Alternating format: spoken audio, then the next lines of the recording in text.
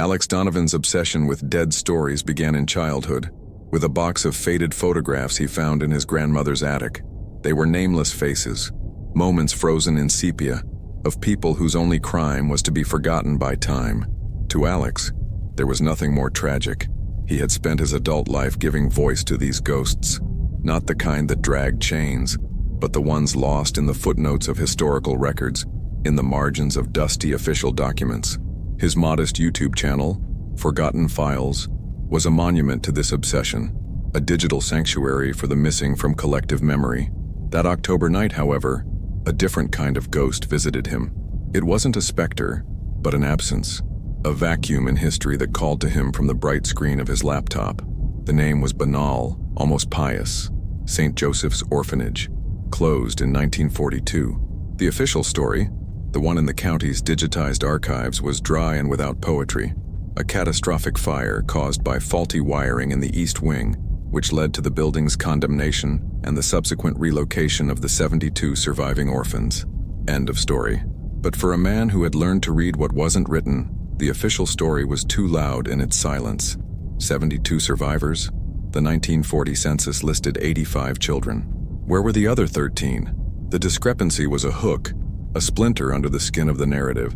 Alex spent 3 days immersed in online archives, cross-referencing local newspaper records from the era, searching for any mention of a mass burial, of a tragedy within the tragedy. He found nothing. The 13 children had simply evaporated from the records. Frustration was a metallic taste in his mouth. He was in his office, a room that also served as his bedroom and editing suite, surrounded by shelves that groaned under the weight of history books and file boxes. The rain beat a steady rhythm against the window pane, the city outside a blur of neon lights and melancholy. It was almost 1 a.m, the witching hour for amateur historians, the moment when the world quieted enough for the past to dare to whisper. He was about to give up, to catalog St. Joseph's as another dead end, when he noticed an email in his inbox. The sender was anonymous, a meaningless amalgam of letters and numbers. The subject line, "They didn't die in the fire." Alex's heart leaped, a dull thud against his ribs. He opened the email. There was no text, just a single attached image file, a black and white photograph, grainy and low resolution. It showed a group of children, maybe 20 of them, posing stiffly in front of an austere stone building. They all wore identical uniforms. Their faces were small and serious, their eyes seeming far too old for their years. In the bottom corner of the image, almost lost in the shadow of the photographic development, someone had scribbled a series of numbers in an ink that time had rendered almost ghostly. It wasn't a date. It was too long.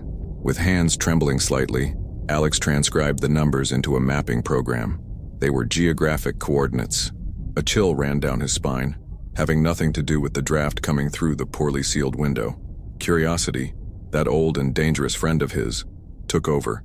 The coordinates didn't point to the location of the orphanage ruins, a vacant lot on the outskirts of the city that now housed a discount supermarket.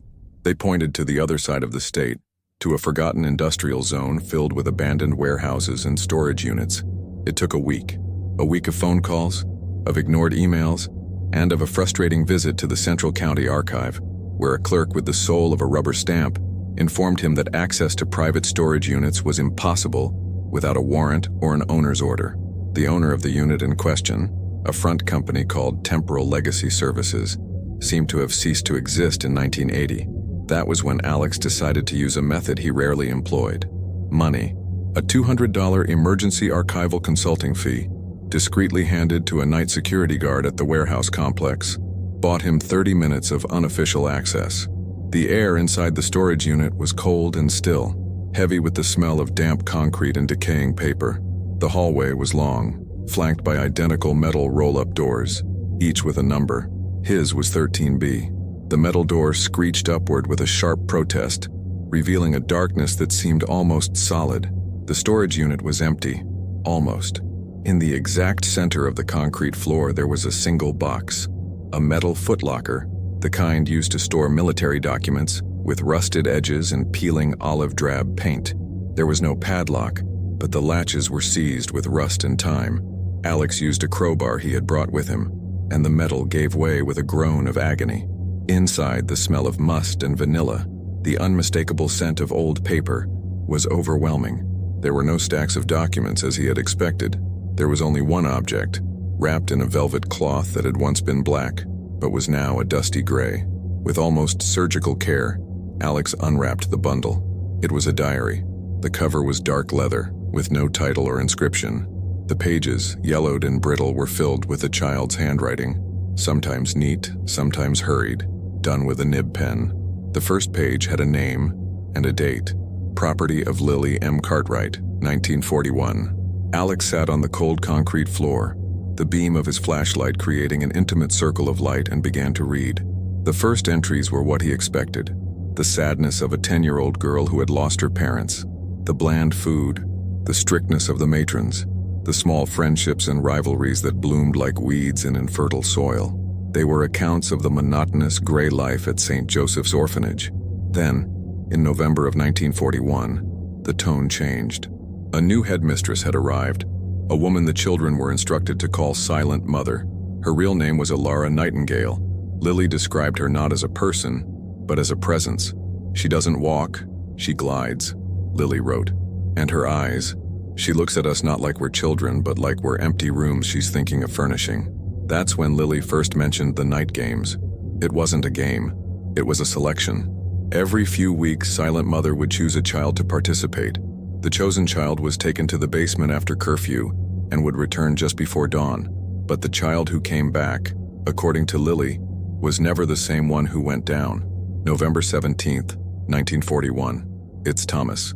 He went to the night game last week. Today he came back to the dormitory. He looks like the same Thomas, but he isn't. His eyes are wrong.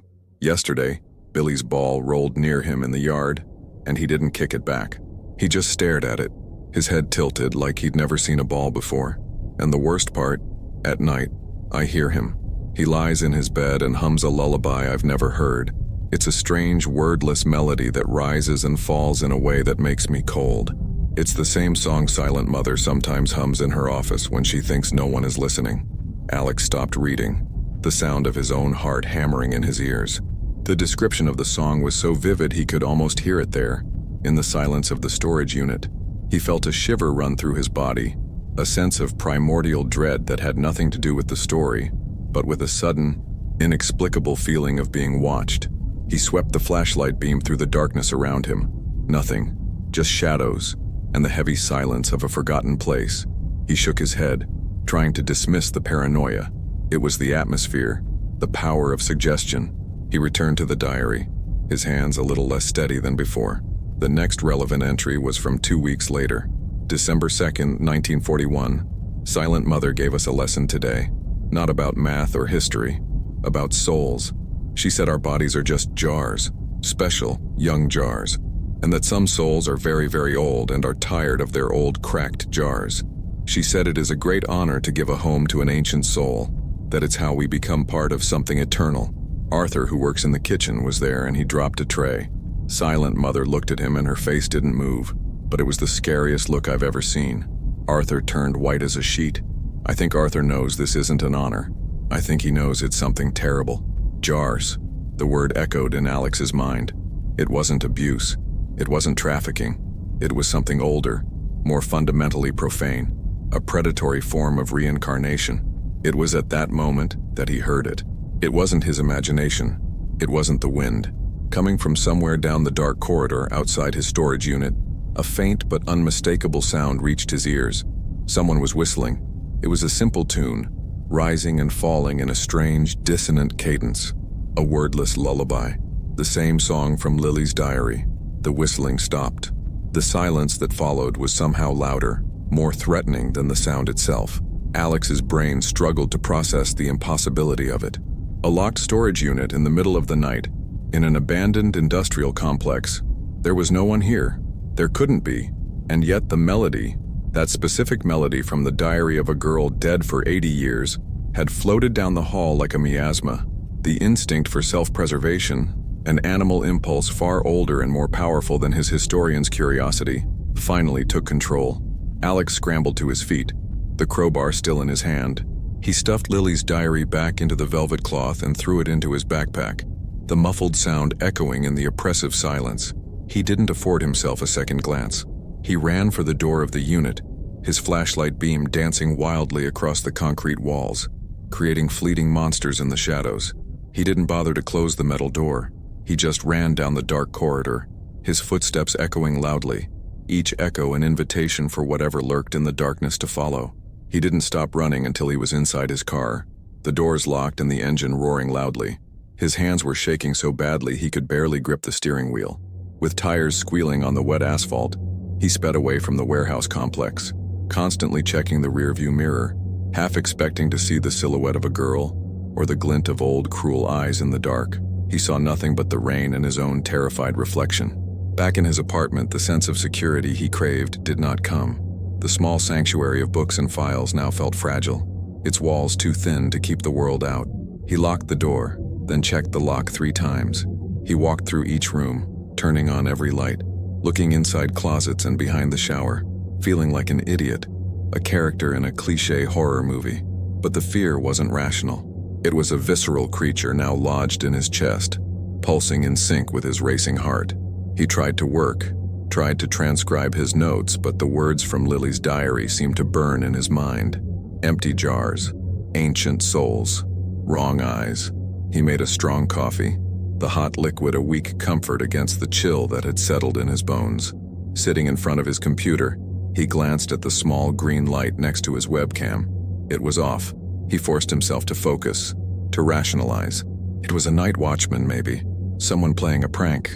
Or maybe the acoustics of the place, the wind whistling through a crack in a bizarre way. There were dozens of logical explanations, but none of them explained why it was that melody. The night dragged on. Sleep was a foreign land he dared not visit. Around 3 in the morning, the hour when willpower is at its lowest and the veil between worlds feels thinnest, he heard it again. This time, it wasn't a distant whistle. It was a hum, and it was inside the apartment. It came from the corner of the room near the bookshelf, a low, feminine, almost musical hum, the unmistakable melody. Alex froze, his blood turning to ice. He looked slowly toward the corner. There was nothing there, just deep shadows where the lamplight didn't reach. But the sound was real. He heard it as clearly as the rain on the window. Then, something else happened. The small green light of his webcam blinked. Once. A slow, deliberate blink. A scream caught in Alex's throat. He shot to his feet, knocking over the coffee mug, which shattered on the wooden floor. The humming stopped instantly. The webcam light stayed dark. He was alone again, in the silence, with his heart trying to beat out of his chest and a dark stain of coffee spreading across the floor like blood. He knew, with a terrifying certainty, that he was no longer investigating a story. The story was investigating him. The fear gave way to a kind of feverish urgency. If this thing was with him, he had to understand it. He needed answers. He needed a weapon. And his only weapon was the knowledge contained in that cursed diary. With his hands still trembling, he grabbed his backpack, pulled out the diary, and placed it on his desk, pushing the ceramic shards away with his foot. He opened it, turning the pages with a desperate eagerness, skipping the more mundane passages, searching for more mentions of Silent Mother, of Arthur, of the night games. He found an entry that made him stop. January 19, 1942. Samuel doesn't talk anymore. He went to the game last week. He's the third of us this year. He came back different from Thomas. Thomas at least walks and eats. Samuel just sits on his bed in the corner of the dorm and stares at the wall. His eyes don't blink. Sometimes a tear runs down his face, but his face doesn't change. He's empty. Today, Silent Mother walked by him and put her hand on his shoulder. She smiled one of her smiles that don't reach her eyes and said, "A quiet jar is a good jar. He'll get used to his new guest soon." She looked at us and asked who wanted to be the next to receive such a great honor. No one raised their hand. Alex felt nauseous. The image of a catatonic child, a living vessel for another consciousness, was grotesque. But the next entry, from only a few days later, offered a glimpse of something different. January 25, 1942. Arthur gave me an extra piece of bread today. He hid it in his apron. When he handed it to me, his fingers touched mine, and I felt something small and hard inside the bread. I waited until I was alone. It was a piece of iron, an old bent nail. Yesterday, he spilled a bag of salt near the kitchen door and didn't clean it up properly. The matron yelled at him, but I saw how he looked at the line of salt left on the floor. Arthur isn't like the other adults. He's scared too. He knows. I think he's trying to fight, but he doesn't know how. He told me once very quietly so no one would hear. If the wind tries to take you, hold on to a stone. I think the nail is my stone. Arthur, the kitchen hand. He wasn't a villain. He was a member of the resistance, waging a silent, desperate war with bread, nails, and spilled salt. He was trying to protect the children, using folklore, the old protections against evil. A futile fight, perhaps, but it was a fight. And he had chosen Lily. Why? Why her? Alex continued to flip through the pages, the story growing darker, more desperate. Lily described other children being taken, the atmosphere of fear becoming as thick as the morning porridge. And then he reached the last written page. The handwriting was almost illegible, the letters shaky and blurred by what Alex guessed were tears or panic. February 11th, 1942. It's my turn. It's my turn for the night game tonight. Silent Mother told me after dinner. She smiled and said I was the most special jar of all, that she was saving the best guest for me. I know what that means. I don't want old eyes. I don't want to be empty like Samuel. I don't want to be a home for a monster. Arthur knows. I saw him in the hall and he just shook his head, his eyes full of tears. He can't help me. No one can. I've hidden the bread and the nail under my mattress, but I know it won't do any good. I'm writing this under the blankets. I can hear her. She's in the hallway. She's humming that melody. She's coming. I wrote Arthur a note to hide this book, so someone will know. So someone will remember Lily. She's at the door. Oh God. She knows I'm writing. I can hear the doorknob turning. She's here. The sentence ended there. The pen had scratched across the paper, leaving a long, ragged trail of ink, as if Lily's hand had been torn from the page. Alex closed the diary with a dull thud. This was it. The end. The moment Lily's story ended and something else began. But the fire happened the next night on February 12th, 1942. What happened in that room? Did Lily fight back? What did Arthur do? And what happened to Silent Mother? The humming in his apartment had stopped, but Alex knew it wasn't gone. It was just a pause, a lull before the storm. The entity was no longer at the orphanage. It was tied to the diary. It was tied to him. He was no longer a historian studying a cold case. He was the next page of the story. A new kind of clarity, born of absolute terror, took hold of him. He couldn't wait for this thing to hunt him in his own apartment, to slowly drive him mad. He couldn't just hand the diary over to the police. They'd have him committed. There was only one option: to fight. And like Arthur, he had to fight the only way he knew how. He had to go there, not as a YouTuber making a video, but as a soldier going to the battlefield. He had to go to the ruins of St. Joseph's. That was its nest, the place where its power was anchored. If there were answers, if there was a way to end this, it would be there. With a new, grim determination, Alex began to move. He grabbed a larger backpack and started filling it. A powerful flashlight, extra batteries, the crowbar, his camera, not to shoot a video, but to document, to have an impartial witness. And finally, with a profound sense of dread and reverence, he took the dark leather diary. It was a curse, yes, but it was also his map, his only weapon, his stone to hold on to while the wind howled. The road leading out of the city was a dark artery, pumping Alex away from the pulsating heart of lights and life toward rural oblivion.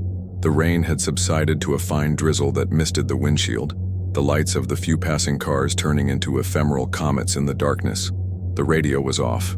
The only sound was the hum of the tires on the wet asphalt and the hammering of his own heart, a war drum for a battle he had no idea how to fight. He had been driving for nearly an hour when the GPS directed him off the main highway and onto a secondary road, and then another, each narrower and more poorly maintained than the last. The asphalt gave way to gravel, and the gravel to a dirt path flanked by trees that bent inward, their skeletal branches forming a natural, ominous tunnel. Civilization had been left behind. Here, the only law was that of nature and of ancient memory. Finally, the path ended in an overgrown clearing. Alex cut the engine. The ensuing silence was absolute, deep and heavy, as if the forest itself were holding its breath. Under the pale, watery moonlight peeking through the clouds, he saw it. The ruins of St. Joseph's Orphanage. It was the skeleton of a monster. What had once been an imposing stone building was now a blackened, hollowed-out shell, a wound on the landscape. Most of the structure had collapsed in on itself, creating a mountain of rubble and charred beams. But as his research had indicated, the West Wing remained stubbornly standing, a lone, jagged tower against the night sky, its empty windows like the eye sockets of a skull. An air of desolation and suffering hung over the place, a sorrow so palpable it could almost be touched. Alex grabbed his backpack from the passenger seat. The weight of the crowbar, the camera, and the diary was comforting, an anchor in the sea of his fear. He stepped out of the car and the cold night air instantly enveloped him.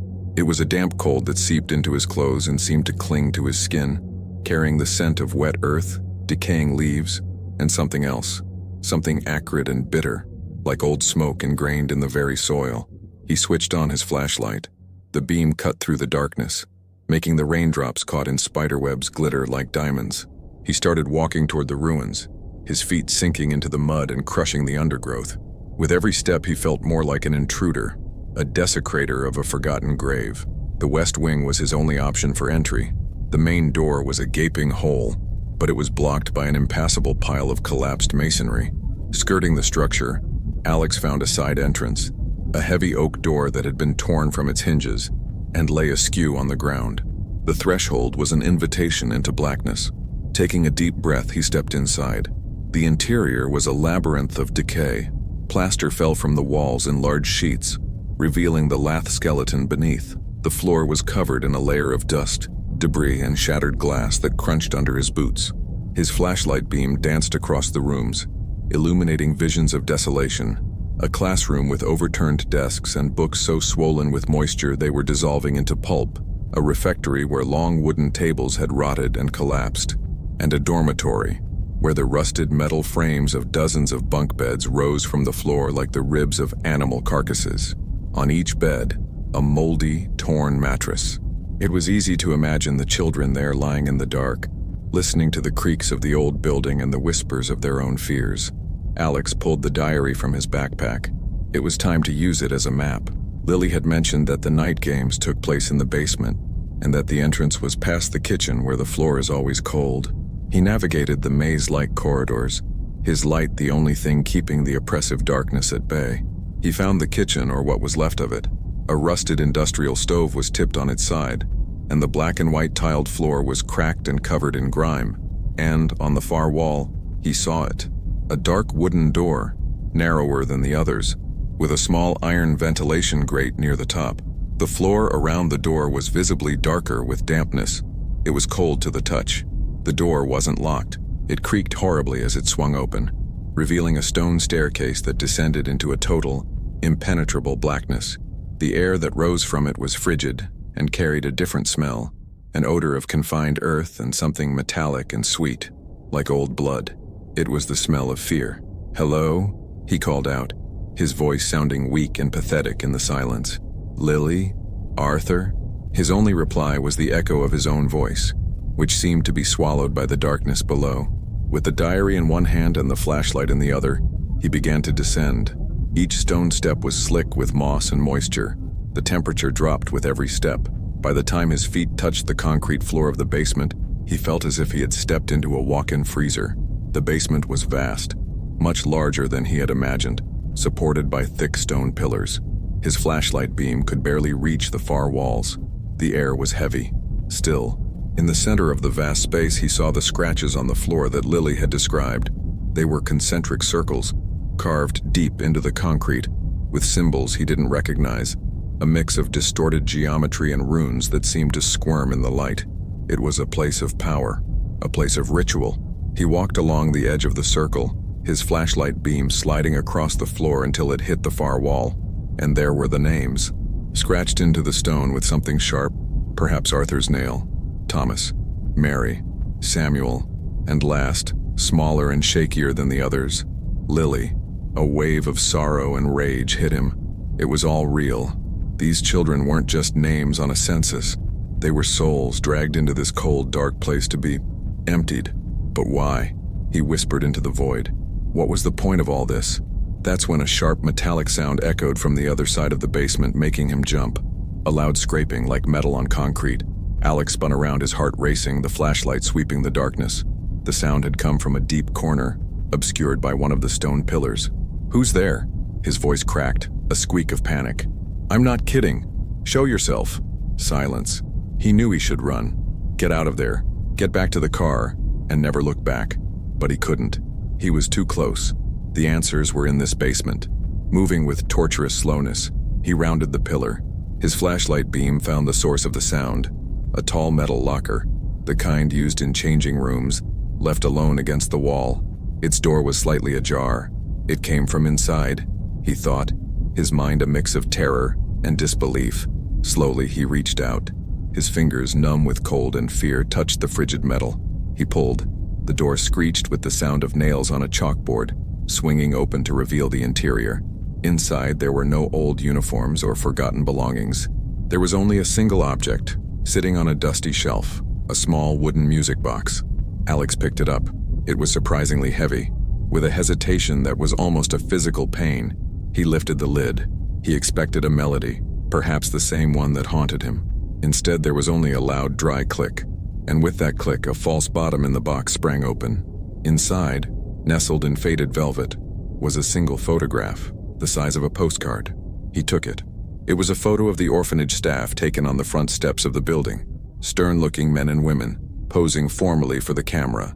And in the center, seated in a chair, was a woman he assumed to be the headmistress, the public face of Ilara Nightingale. But it wasn't her who caught his attention. It was the little girl standing beside her chair, a girl of maybe 10, with long dark hair and piercing eyes that seemed to look right at him across the decades. And he recognized her. With a shock that left him breathless, he recognized her from the photo he had been emailed. Pulling his phone from his pocket, he brought up the other image, the one of the group of orphans. He compared the two. It was the same girl, unquestionably. But the staff photo he knew from the records was taken in 1932. The photo of the orphans was from 1941, 9 years apart. And the girl was the exact same age in both pictures. How is that possible? He stammered into the cold air. His gaze returned to the staff photo. He noticed something he hadn't seen before. A name, circled in faint pen under the face of a young, tired-looking man in the back row. The kitchen hand. The name was Arthur. And it was then that all the pieces of the puzzle, all the words in the diary, all the impossible history, slammed into place in his mind with the force of a physical blow. The truth hit him, a truth so monstrous it made him stumble backward. Ilara Nightingale wasn't the woman in the chair. Ilara Nightingale was the girl, an entity that didn't age because it simply switched bodies, switched jars, every decade or so. The headmistress was just a front, a servant, the orphanage a harvesting ground. Arthur wasn't just a staff member. He knew the truth and was trying to fight. And Lily hadn't been chosen to receive an ancient soul. She had been chosen to become the next Ilara. And the fire had been her final, desperate act of rebellion. "Oh my God," Alex whispered, the sound lost in the vastness of the basement. And at that exact moment of terrifying epiphany, a soft sound echoed from behind him, a sound that cut through the silence like a shard of glass. A child's giggle. Time seemed to freeze. With a terror that turned his blood to ice, Alex spun around. His flashlight beam traveled up the stone stairs he had come down, and there, at the top, standing in the doorway, was a figure. It wasn't a child. It was an impossibly old woman, hunched in a wheelchair he hadn't heard approach. Her face was a mask of wrinkles, but her eyes, even from a distance, glittered with a malevolent youth and intelligence. She smiled, a toothless but cunning grin. Who are you?" Alex managed to ask, his voice a thread. The old woman tilted her head. Her voice when it came was like the rustling of dry leaves, yet carried an unexpected strength. "I am Lily," she said, "the one who escaped. The fire was an act of mercy, don't you think? For me, it stopped her, for a time." The woman coughed, a dry, weak sound that rattled her frail frame. "But she always finds another jar. Always." Her bright eyes fixed on Alex. "And mine is almost broken. 80 years is a long time to run." She paused. "But you are strong, full of life, a perfect jar empty and waiting." Behind Lily's wheelchair, a second figure slowly emerged from the darkness of the hallway. It was a young woman, perhaps in her 20s. Her face was beautiful but completely devoid of expression. Her eyes were vacant like a doll's, and a vague passive smile played on her lips as she began to hum. The melody, the wordless lullaby, Ilara's song. "No," Alex gasped, taking a step back, stumbling on the edge of the ritual circle. "No, stay away." The young woman started down the stairs, her movements smooth and fluid, her empty eyes fixed on Alex. The old Lily watched, her grin widening. Alex raised his camera, the only instinct he had left, to document, to bear witness. The young woman was halfway down the stairs now, the humming growing louder, filling the basement. Alex tried to scream, but only a strangled sound came out. He turned to run, but there was nowhere to go. He was in a stone tomb, on a sacrificial altar. The young woman reached the bottom of the stairs. She took a step toward him. The camera shook violently in Alex's hand and then fell to the floor, the lens facing the damp stone ceiling. The image continued to record. The last thing it captured was not an image, but a sound.